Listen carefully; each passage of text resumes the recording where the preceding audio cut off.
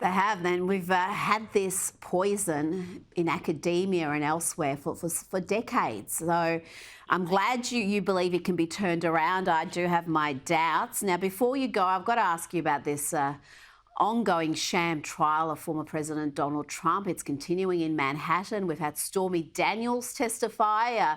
Much of her testimony, salacious details that are completely irrelevant to the case. We've had serial perjurer Michael Cohen on the stand, and it seems everyone is resigned to the fact that this is some sort of a show trial. It's a political case as much as anything.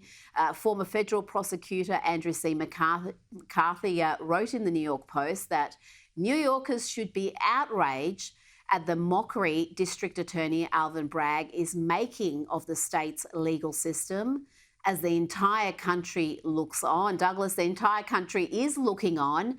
But whatever the Democrats are trying to achieve here seems to be backfiring because the polls are pretty clear. Trump is increasing his lead, particularly in those crucial swing states.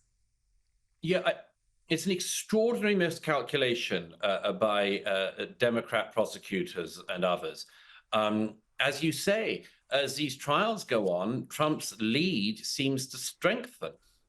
Some people outside America might wonder why that is, and I think it's a couple of things.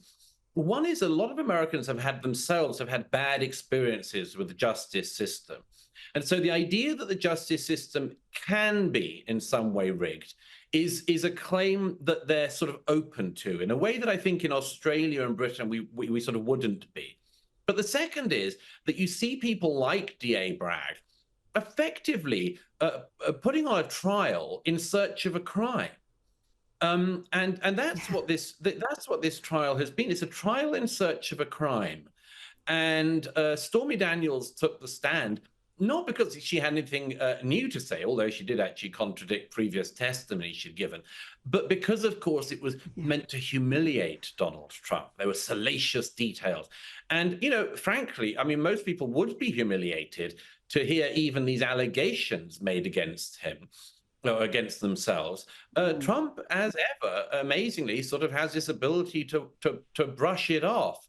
If I were the Democrats and others, I would start to be worrying about this whole tactic of let's take him out by judicial means.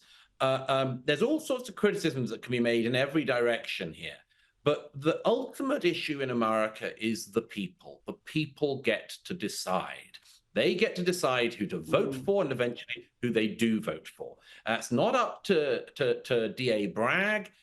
It's not up to anyone else. It's up to the American public. And they may yet surprise the world. Well, I think that's what the Democrats are scared of. They don't want the American public to decide. And I think they were counting on a criminal conviction sealing the deal. But I don't think even if that eventuates, it's going to make a difference. Douglas Murray, thank you so much for your time this evening. Great pleasure as always. Thank you.